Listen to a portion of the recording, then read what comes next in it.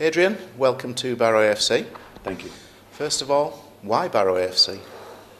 I think obviously I want to get back into management as soon as possible, and then obviously when the opportunity came up, the previous manager lost his job. Then when I spoke to Andrew and Paul, and they really sold me the club, their ambitions and their project matches mine, and I've been here before with previous teams and scouting here before, and this is and the fans really do get behind the team, and they're very passionate and very vocal, and just a whole package really. But Andrew and Paul really sold me the club, that's for sure. When we met last week at A.F.C, you described the setup at Forest Green when you went there as pretty similar to where we are now as a club. Yes. And you were able to lift them to another level. Are you confident you can do the same thing here? Yeah, most definitely. But it's one step at a time. It's small steps at the moment.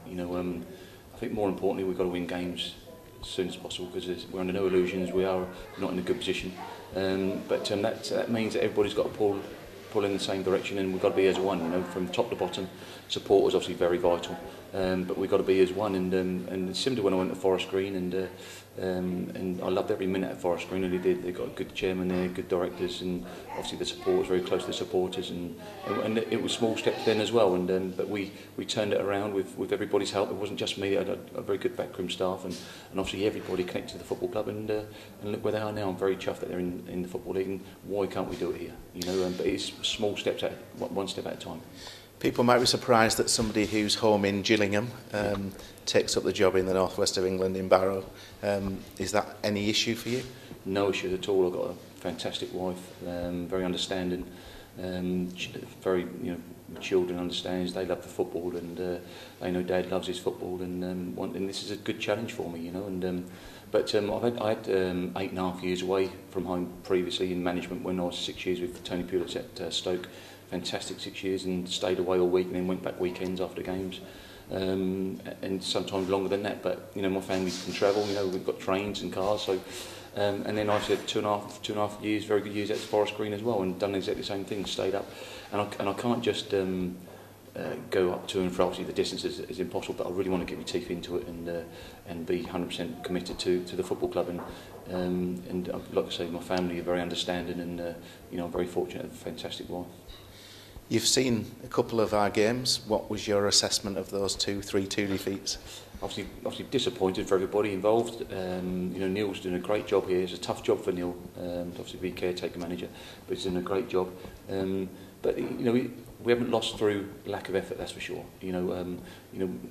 There is bits and pieces that if I can tinker it here and there, and obviously we wanted to be in the FA Cup next week. Obviously, of course we did.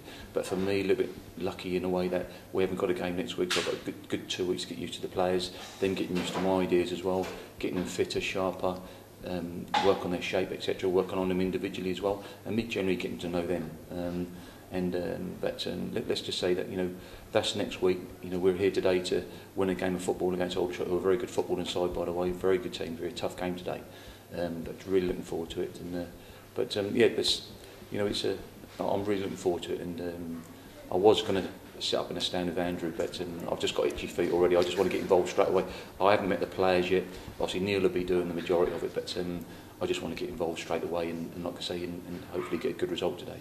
And you do actually know Neil reasonably well? I do. I know him. I first met him on coaching courses over in Ireland. Become good friends there. We went for.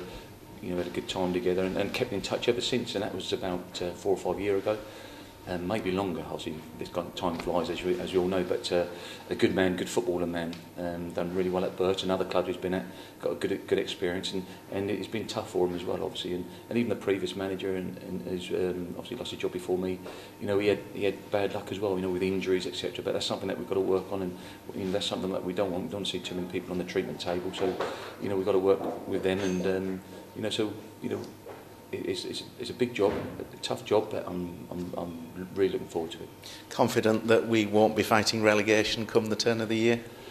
Well, we've got to. The biggest thing is, like I say, one step at a time, and we can't go down. That's for sure, and that's not in my nature to give up on anything at the moment. And I'm not, like I say, we've got to stick together and let's get out of trouble as soon as we can. Obviously we've got Aldershot and then Macclesfield, so they're both flying high. We know it's a tough start, and away to Eastleigh I think it is. So there's no easy games in this league, but what I can say is everybody can beat each other from top to bottom. Doesn't matter. You know, I've been up the top. I've been around the bottom. I've seen the lower leagues with Welling and Gravesend before. So I know the standard, but everybody can beat each other, and it is all on the day, you know. And you know, with a little bit of luck and everything else, and like I say, it's a good opportunity today to hopefully start on the right foot. Thanks very much, and good luck. Thank you very much. Thank you.